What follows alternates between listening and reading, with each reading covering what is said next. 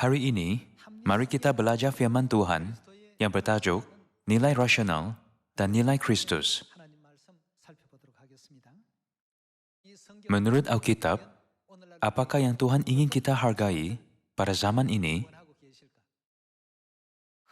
Apabila orang perlu pilih antara berfikir rasional dengan mengikuti Kristus, kadangkala orang tidak tahu mana yang tepat untuk dipilih.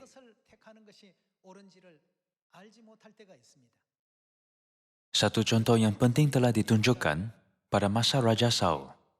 Tuhan menyampaikan mesejnya melalui Nabi, berkata, "Tumpaslah orang Amalek dan ternakannya."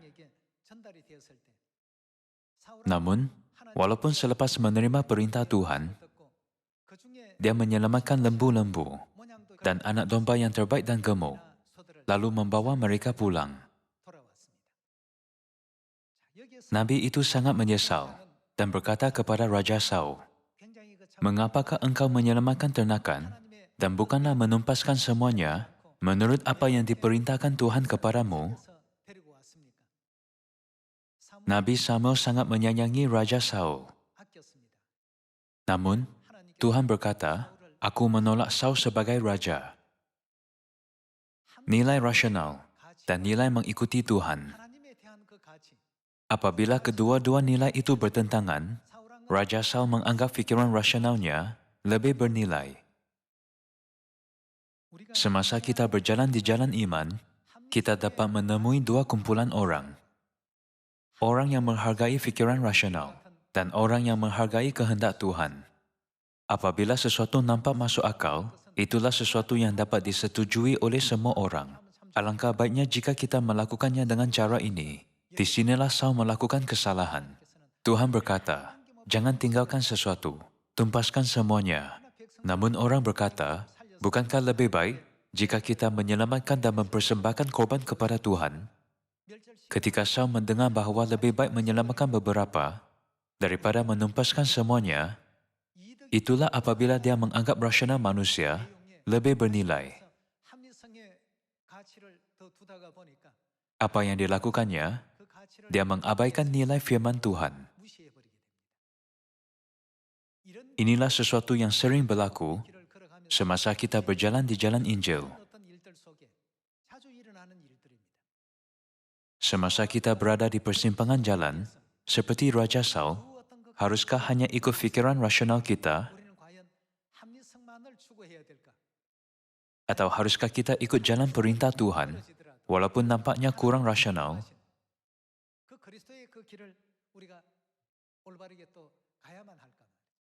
Alkitab mengajar bahawa mengikut jalan Kristus bermaksud mempraktikkan ketaatan. Tetapi sebaliknya, orang selalu memilih pilihan yang rasional. Atas sebab ini, walaupun firman Tuhan diberikan, orang lebih mempertimbangkan alasan mereka sendiri dan menolak firman Tuhan. Ini pasti akan membawa hasil yang sama, seperti yang ditunjukkan di dalam buku 1 Samuel bab 15. Semasa menjalani jalan iman, baik secara individu atau gereja, setiap kali kita membuat keputusan atau pilihan, mana yang harus kita lebih hargai, bersikap rasional atau mengikut firman Tuhan? Pada mulanya, jika orang sekadar berkata, "Mari kita selamatkan lembu-lembu dan anak domba yang gemuk," Saul tidak akan mendengarkan mereka. Tetapi apakah alasan mereka? Bukankah lebih baik jika kita menyelamatkan dan mempersembahkan korban kepada Tuhan? Seperti ini, mereka menyebut Tuhan semasa bersikap rasional. Syaitan selalu membuat banyak orang menimbang iman mereka melalui situasi seperti ini. Semasa orang Israel berjalan di padang gurun selama 40 tahun, apa yang membuat mereka bersungut dan merungut hingga mati di padang gurun? Tuhan menunjukkan kehadirannya melalui tiang awan pada siang hari dan tiang api pada waktu malam, dan menurunkan hujan mana selama 40 tahun, supaya mereka tidak lapar. Walaupun Tuhan menunjukkan keajaiban yang menakjubkan setiap hari, Ada sebab kemusnahan mereka di padang gurun. Ini kerana mereka mengikut yang mana, walaupun Tuhan selalu bersama mereka, mereka mementingkan rasionaliti. Pada masa Raja Saul, semasa Tuhan memerintahnya untuk menumpaskan semuanya, jika dia taat, dia akan tetap menjadi raja sebagai teladan iman. Tetapi dia menjadi terkenal kerana tidak taat. Kalian semua, apabila kita diminta untuk melakukan sesuatu seperti dalam kes Saul, kita harus mengingat kembali apa yang dikatakan Tuhan kepada kita. Jika kita terus-menerus membuat pilihan yang rasional dengan penilaian manusia seperti Saul, kita akhirnya akan mengabaikan perintah kudus Tuhan dan memperlakukannya sebagai sesuatu yang tidak bernilai.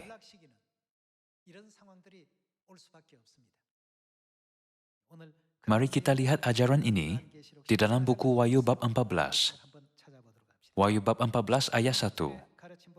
Dan aku melihat, sesungguhnya, anak domba berdiri di Bukit Sion, dan bersama-sama dengan dia 144,000 orang, dan di dahi mereka tertulis namanya dan nama bapanya. Dan aku mendengar suatu suara dari langit, bagaikan desau air bah, dan bagaikan deru guru yang dahsyat. Dan suara yang ku dengar itu, seperti bunyi pemain-pemain kecapi yang memetik kecapinya. Mereka menyanyikan suatu nyanyian baru di hadapan takhta dan di depan keempat makhluk dan tua-tua itu. Dan tidak seorang pun yang dapat mempelajari nyanyian itu, selain daripada 144,000 orang yang telah ditebus dari bumi itu. Mereka adalah orang-orang yang tidak mencemarkan dirinya dengan perempuan-perempuan, kerana mereka murni sama seperti perawan. Mereka adalah orang-orang yang mengikuti anak domba itu ke mana saja ia pergi. Mereka ditebus dari antara manusia sebagai korban-korban sulung bagi Tuhan dan bagi anak domba itu. Ini ajaran yang sangat penting. Mereka mengikuti anak domba itu ke mana saja ia pergi. Tidak kira apa yang dikatakan orang lain di sekeliling mereka, mereka selalu berfikir apakah yang diperintahkan Tuhan untuk kita lakukan. Bagi mereka yang mengikuti anak domba itu, ke mana sahaja ia pergi, hanya tumpukan perhatian kepada Kristus dan anggap firman-Nya sebagai yang paling bernilai. Memandangkan mereka menghargai semua firman Tuhan daripada apa yang nampak rasional atau bermanfaat secara fizikal, mereka dapat mengikuti anak domba itu ke mana sahaja ia pergi. Bahkan dalam perjalanan selama 40 tahun di padang gurun dari Mesir ke Kanaan, jika Kanaan ialah destinasi, mereka harus terus ke Kanaan. Namun, semasa mendekati Kanaan, mereka berpusing. Tuhan membuat mereka berkeliling dan menempuh jalan yang lebih panjang. Mereka mungkin berfikir, ini tiada manfaat fizikal bagi kita, tetapi Tuhan masih membimbing mereka ke jalan itu. Akibatnya, orang merungut dan bersungut kerana jalan yang mereka lalui. Destinasi kita betul-betul dekat. Untuk pergi dari Seoul ke Busan, Anda harus melalui tempat-tempat seperti Daegu. Tetapi semasa mereka tiba di Daegu, Tuhan membimbing mereka kembali ke Suwon. Jadi orang bersungut dan berkata, ini tidak masuk akal. Jika kita pergi sedikit lagi, kita akan berada di Busan. Mengapa kita berpusing? Ini juga menyebabkan mereka dipagut oleh ulat tedung. Kalian semua, semasa berjalan di jalan Injil, kita tidak boleh selalu memilih mengikut kesukaan kita. Di dunia iman, banyak perintah yang melangkaui fikiran rasional kita. Mereka yang ditebus dari bumi, seperti yang dijelaskan di dalam buku Wahyu bab 14, hanya menghargai Kristus, yaitu anak domba. Jika kita menyedari anak domba, melakukan semuanya untuk membimbing kita, menuju keselamatan dan berjalan di jalan itu, tidak akan menjadi masalah sama ada di bawah matahari terik, atau jalan yang tidak terturap, atau jalan yang penuh dengan semak duri. Namun, biasanya orang bertindak balas dulu terhadap apa yang nampaknya rasional. Mereka bersungut, berhujah, dan menegaskan apa yang masuk akal bagi mereka. Namun mereka yang disebutkan di dalam buku Wahyu bab 14 hanya mengikut bimbingan anak domba dan tiada lain. Ini kerana mereka betul-betul memahami dan mempercayai semua yang dilakukan anak domba adalah untuk keselamatan kita. Kalian semua, untuk memasuki kerajaan surga yang kekal, sebagai keturunan lain perempuan itu, kita mesti mempertimbangkan apa yang dihargai Tuhan dulu. Bertanya kita sendiri, mengapa Tuhan melakukannya dengan cara ini? Nilai rasional selalu datang dari perspektif yang mementingkan diri sendiri. Mereka yang menghargai Kristus tidak mementingkan diri sendiri. Fikiran mereka berputar di sekitar Kristus. Inilah bagaimana kita harus menjalani sepanjang hidup iman kita. Mari kita lihat beberapa contoh dalam Perjanjian Lama. Mari kita lihat buku Yosua, bab 6 ayat 1. Dalam pada itu Yeriko telah menutup pintu gerbangnya. Telah tertutup kota itu karena orang Israel. Tidak ada orang keluar atau masuk. Berfirmanlah Tuhan kepada Yosua, ketahuilah aku serahkan ke tanganmu Yeriko ini, beserta rajanya dan pahlawan-pahlawannya yang gagah perkasa. Haruslah kamu mengelilingi kota itu, yakni semua prajurit harus mengendari kota itu sekali saja. Demikianlah harus engkau perbuat 6 hari lamanya. Dan 7 orang imam harus membawa 7 sangkakala tanduk domba di depan tabut. Tetapi pada hari yang ketujuh, 7 kali kamu harus mengelilingi kota itu, sedang para imam meniup sangkakala.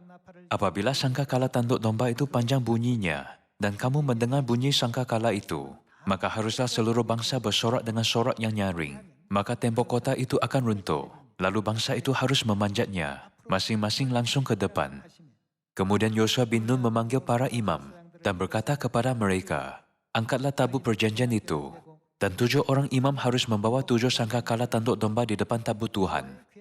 Dan kepada bangsa itu dikatakannya, majulah, kelilingilah kota itu, dan orang-orang bersenjata harus berjalan di depan tabut Tuhan.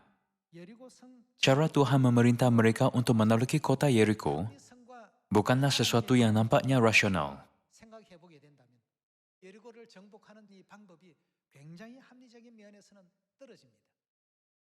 Mereka hanya membuang tenaga tanpa sebab. Kami sudah pernah berjalan di padang gurun selama 40 tahun. Mengapa Tuhan menyuruh kami mengelilingi kota Yeriko berulang kali? Akan lebih mudah jika Tuhan menyuruh kami menyerang kota dengan kayu pelantak yang besar untuk meruntuhkan tembok.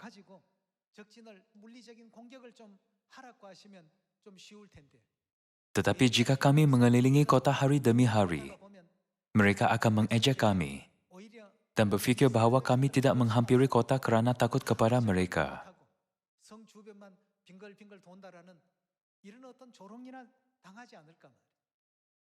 Kebanyakan orang yang berfikir secara rasional akan berfikir begitu. Tetapi mereka yang menghargai Kristus mempunyai fikiran yang berbeza. Siapakah yang memerintahkan operasi ini dengan strategi ini? Tuhanlah yang memerintahkan mereka. Menurut pengalaman manusia, itu seperti kaedah yang mustahil.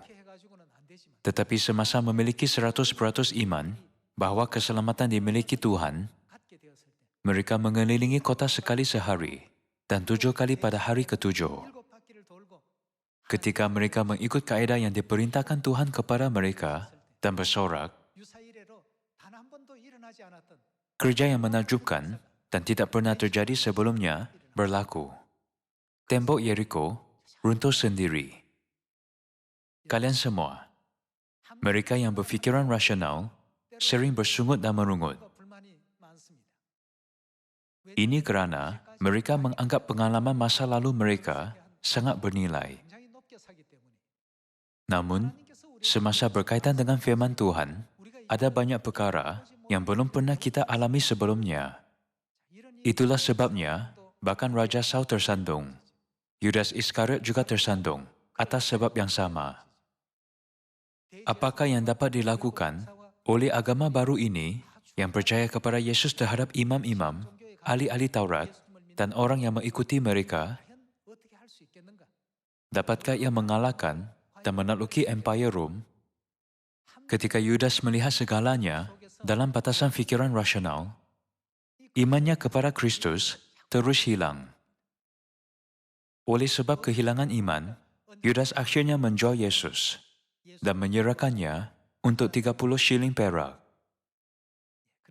Terdapat banyak saat apabila kita mesti pilih antara nilai fikiran rasional dan nilai mengikuti Kristus.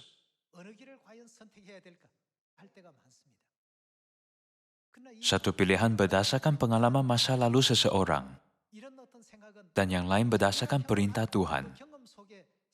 Ketika kita dapat melepaskan fikiran kita, berdasarkan pengalaman kita, kita akan dapat mengikut kehendak Tuhan sepenuhnya. Bukan? Sebab segala sesuatu yang ditulis dahulu, telah ditulis untuk menjadi pelajaran bagi kita. Apa yang diajarkan Tuhan kepada kita, melalui takdirnya, kita perlu melihat dengan baik dan merenungkan perkara ini. Baru-baru ini, saya telah bertemu dengan banyak saudara-saudari. Semasa saya mendengar setiap pendapat mereka, ada sebilangan yang menghargai fikiran rasional. Dan ada yang melaksanakan pekerjaan yang berpusatkan Tuhan, tanpa mengira rasional.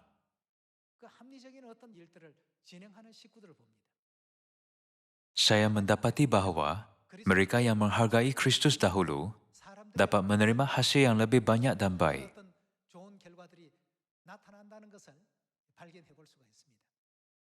Sebilangan orang berfikir tentang segalanya dengan munasabah, berkata, saya sudah lama melakukan kerja ini. Saya tahu bagaimana melakukannya dengan baik. Saya tahu bagaimana semuanya berfungsi. Jika fikiran mereka tetap seperti ini dalam kehidupan iman, akhirnya saat akan tiba, semasa mereka meletakkan Tuhan di bawah fikiran rasional mereka. Semasa hidup di dunia ini, apa yang harus Anda dan saya lebih hargai? Adakah nilai berfikir rasional atau nilai mengikuti Kristus? Tidak dapat dielakkan. Kita akan menghadapi situasi yang kita mesti pilih antara kedua-duanya. Setiap kali kita berada dalam keadaan itu, jika kita dapat menghargai Kristus dan selalu berdiri di sisi Kristus, kita akan menang. Bukan? Semasa 12 orang pengintai menjelajah tanah Kanaan, 10 orang pengintai menyebut sesuatu yang sangat rasional. Mereka adalah besar dan tinggi. Kita seperti belalang berbanding dengan mereka. Mereka menyebut fakta ini dengan berfikir secara rasional. Namun, jika ada sesuatu yang hilang, nilai Kristus akan diabaikan. Siapakah yang menjanjikan tanah Kanaan akan diberikan kepada mereka? Tuhanlah yang menjanjikannya kepada mereka. Jadi, mereka harus mengetepikan fikiran rasional mereka dan mempersenjatai diri dengan nilai mengikuti Kristus. Tetapi kerana tidak, mereka tidak dapat buat apa-apa, tetapi memberikan laporan yang menyebabkan orang merungut dan bersungut. Ini menyebabkan semua orang Israel dihukum mati. Kalian semua bersikap rasional sangat baik. Kemampuan untuk membuat keputusan yang rasional adalah kualiti yang sangat penting dimiliki oleh manusia. Namun, jika kita menerapkan pilihan yang rasional untuk setiap perkara, dunia iman kita akan runtuh sepenuhnya. Itu kerana bersikap rasional adalah pengetahuan dan hikmat yang telah kita kumpulkan melalui pengalaman kita dalam dunia 3 dimensi. Tetapi Tuhan berfirman kepada kita dengan pengetahuan tentang segala-galanya dalam dunia 4 dan 5 dimensi. Inilah salah satu sebab banyak orang sekarang tidak mempercayai Tuhan atau memahaminya. Yosua dan Kaleb berkata, walaupun mereka ialah gergasi, Tuhan mereka meninggalkan mereka. Pertimbangkan bagaimana Tuhan membelah Laut Merah, menguburkan tentera Mesir dalam laut, dan menyelamatkan kami dari Mesir, kami pasti akan menelan mereka. Ketika kita membandingkannya, Yosua dan Kaleb menghargai Tuhan, manakala 10 pengintai hanya mempertimbangkan apa yang nampaknya rasional. Kita harus membuang fikiran. Kita kuat ketika kita mempunyai banyak. Dan kita lemah ketika kita mempunyai sikit. Semasa berjalan di jalan Injil ini. Siapakah yang selalu bersama kita? Tuhan bersama kita. Di dalam buku Matius bab 28, berapa lama bersama kita? Bagi kamu yang dibaptiskan dalam nama Bapa dan Anak dan Roh Kudus dan memberitakan Injil, aku menyertai kamu senantiasa sampai kepada akhir zaman. Karena itu pergilah, jadikanlah semua bangsa muridku. Ajarlah mereka melakukan segala sesuatu yang telah kuperintahkan kepadamu. Kami tidak boleh berbahasa Inggris. Bagaimana dapat pergi ke Samaria dan sampai ke hujung bumi? Kami tidak boleh berbahasa Arab. Bagaimana dapat kami pergi ke sana? Saya tidak boleh berbahasa Spanyol. Bagaimana dapat saya pergi dan menginjil di negara-negara berbahasa Spanyol? Ada banyak negara berbahasa Perancis di Afrika, tetapi saya langsung tidak boleh berbahasa Perancis. Bagaimana dapat saya pergi sana? Bagi banyak orang, pertimbangan rasional adalah yang pertama. Manusia tidak dapat buat apa-apa, tetapi menilai dengan cara itu. Namun apa yang mesti kita tambah pada keputusan kita? Kita mesti meletakkan Kristus di tempat yang bernilai paling tinggi. Berkata, itulah kenyataan. Tetapi Tuhan memberitahu kita bahwa Dia sudah membuka jalan bagi kita. Bukan? Orang dapat menyadari kebenaran.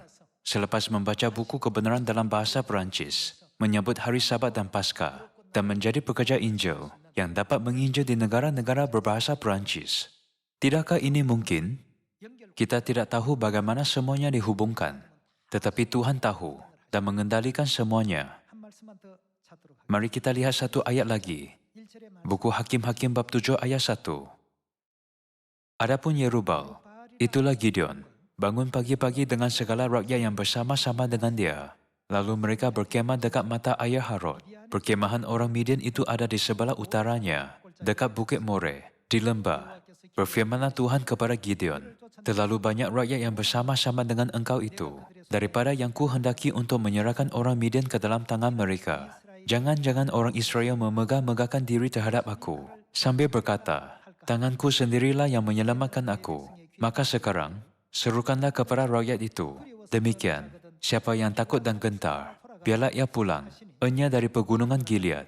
Lalu pulanglah 22,000 orang dari rakyat itu, dan tinggallah 10,000 orang. Mengapakah 22,000 orang berpatah balik dan pulang? Mengapakah mereka takut dan gentar? Itu kerana mereka menghargai rasionaliti manusia. Mereka hanya 32,000 orang. Namun musuh mereka ada 135,000 orang. Semasa mengira keadaan itu, dalam dunia fikiran rasional, mereka mendapati jumlahnya lebih kurang daripada musuh dan tidak memiliki banyak senjata. Namun, semasa Tuhan menyuruh mereka untuk mengurangkan bilangan orang, mereka berfikir, tidak mungkin. Itu mustahil. Jika kita berperang dengan mereka, kita semua akan terbunuh, seperti anjing yang tidak berdaya. Itulah sebabnya, 22,000 orang pulang. Mereka adalah orang yang menghargai apa yang nampaknya rasional. Namun jika mereka menghargai Tuhan, mereka tidak akan takut, walaupun itu 1.350.000 orang, dan bukannya 135.000 orang. Tuhan menganggap bumi ini seperti setitik air dalam timba, dan seperti sebutir debu pada neraca. Mereka yang menghargai Tuhan tidak mengikut fikiran rasional. Dengan melihat sejarah masa lalu, kita harus memahami di mana harus kita meletakkan nilai kita. Kita harus menghargai fikiran rasional kita atau Tuhan. Mari sambung dengan ayat 4. Tetapi Tuhan berfirman kepada Gideon, masih terlalu banyak rakyat. Musuh mereka berjumlah 135,000. Tetapi Tuhan berfirman kepada Gideon, masih terlalu banyak rakyat. Jika Gideon bukan orang yang menghargai Tuhan, dia akan panik dan berkata, Tuhan, bagaimana engkau dapat melakukan ini? Kami memerlukan lebih banyak tentera. Tetapi engkau menyuruh kami mengurangkan bilangan orang. Apakah yang engkau mahu kami lakukan? Aku tidak boleh melakukan ini lagi. Namun, Gideon melakukan segalanya seperti yang diperintahkan Tuhan. Dia percaya bahwa pasti ada rancangan yang menakjubkan kerana Tuhan bersama mereka. Seperti orang kudus di dalam buku Wahyu bab 14, yang ditebus dari bumi. Kita akan mengikuti Tuhan kemana sahaja Ia pergi dengan gembira. Mari kita lihat bagaimana Gideon rela melaksanakan firman Tuhan, taat dengan hati yang bersyukur dan gembira. Tetapi Tuhan berfirman kepada Gideon, masih terlalu banyak rakyat, suruhlah mereka turun minum air, maka aku akan menyaring mereka bagimu di sana. siapa yang kufirmankan kepadamu, inilah orang yang akan pergi bersama-sama dengan engkau. Dialah yang akan pergi bersama-sama dengan engkau. Tetapi barang siapa yang kufirmankan kepadamu, inilah orang yang tidak akan pergi bersama-sama dengan engkau. Dialah yang tidak akan pergi. Lalu Gideon menyuruh rakyat itu turun minum air, dan berfirmanlah Tuhan kepadanya, barang siapa yang menghirup air dengan lidahnya, seperti anjing menjilat, haruslah kau kumpulkan tersendiri. Demikian juga semua orang yang berlutut untuk minum. Jumlah orang yang menghirup dengan membawa tangannya ke mulutnya ada 300 orang, tetapi yang lain dari rakyat itu, semuanya berlutut minum air. Seperti yang kita ketahui dengan baik, inilah kesimpulannya. Akhirnya, hanya 300 orang yang tinggal, dan lain dihantar pulang ke rumah. Dengan 300 orang itu, Tuhan melakukan sesuatu yang Gideon tidak pernah bayangkan. Dengan 300 orang yang tinggal, Tuhan melaksanakan sesuatu yang tidak dapat dibayangkan. Walaupun mereka hanya ada 300 orang, tiada orang yang dikorbankan. Semasa mereka mengikuti Tuhan menurut bimbingannya, apa yang dilakukan oleh orang Midian, sesama mereka, orang Midian saling menyangka sebagai musuh mereka, saling membunuh dengan pedang mereka. Jumlah besar orang terbunuh pada malam itu. Takdir Tuhan yang dilaksanakannya sungguh menakjubkan. Adakah kerja Tuhan ini hanya berkaitan dengan masa Gideon dan bukan masa kita? Tuhan yang memenuhi kerja pada zaman Gideon masih memimpin Injil pada zaman ini. Apa yang saya ingin katakan ialah bersikap rasional bukanlah perkara yang buruk. Namun dalam kehidupan iman kita selalu menimbulkan masalah semasa nilai pilihan rasional kita melebihi nilai mengikuti Kristus. Oleh itu, tidak kira apa-apa ajaran yang diberikan bapa dan ibu, kita mesti selalu menganggap nilai mengikuti firman Kristus lebih besar daripada nilai fikiran rasional kita, tanpa mengira masa dan lokasi. Hanya itu, barulah kita dapat mempraktikkan ketaatan dan memasuki kerajaan syurga yang kekal. Betapa berharganya Ishak yang dilahirkan pada usia 100 tahun, namun Tuhan menyuruh Abraham untuk mempersembahkan anak tunggalnya, Ishak sebagai korban. Jika Abraham menghargai fikiran rasional, dia akan berkata, Tuhan, Engkau memberi aku seorang anak semasa aku berusia 100 tahun, dan sekarang adakah Engkau menyuruh aku mempersembahkannya sebagai korban? Bukankah terlalu keras? Engkau sendiri bapa kita. Bagaimana engkau tidak memahami hati seorang bapa? Seperti ini, dia mungkin menyalahkan Tuhan. Namun, di mana Abraham, Nuh dan Musa meletakkan nilai mereka? Semua orang yang diketahui memiliki iman, menghargai Tuhan di atas segalanya. Walaupun fikiranku memberitahu aku pergi ke jalan ini, jika Tuhan berfirman, pergi jalan itu, itulah jalan yang betul. Jadi Abraham membawa Ishak ke Gunung Moria, tanpa berunding dengan isterinya. Dia membiarkan Ishak memikul kayu di atas bahunya untuk korban bakaran. Dalam perjalanan mereka, Ishak bertanya kepadanya, Bapa, kita biasanya membawa anak domba untuk dikorbankan kepada Tuhan, tetapi di mana anak domba itu untuk korban bakaran?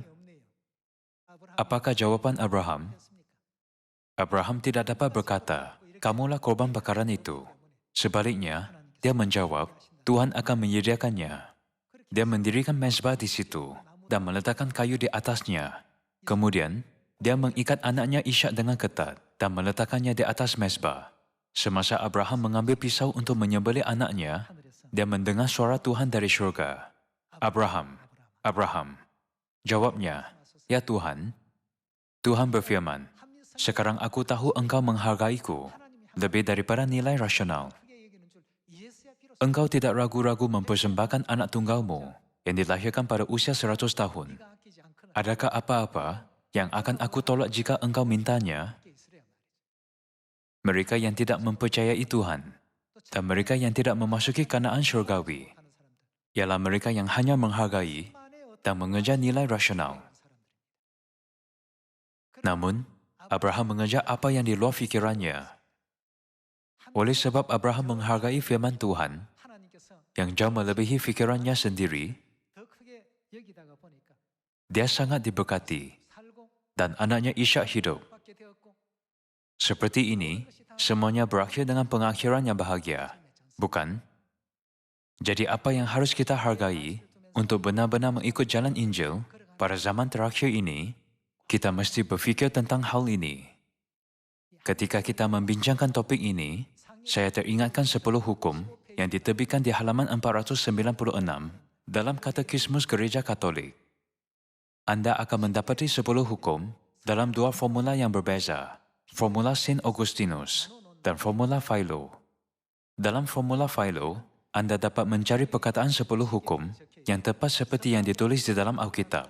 Namun dalam formula Saint Augustinus Gereja Katolik, hukum yang keempat, ingatlah dan kuduskanlah hari Sabat, telah diubah menjadi ingatlah dan kuduskanlah hari Tuhan, dan menjadi hukum ketiga. Dan apakah penjelasan untuk perubahan tersebut?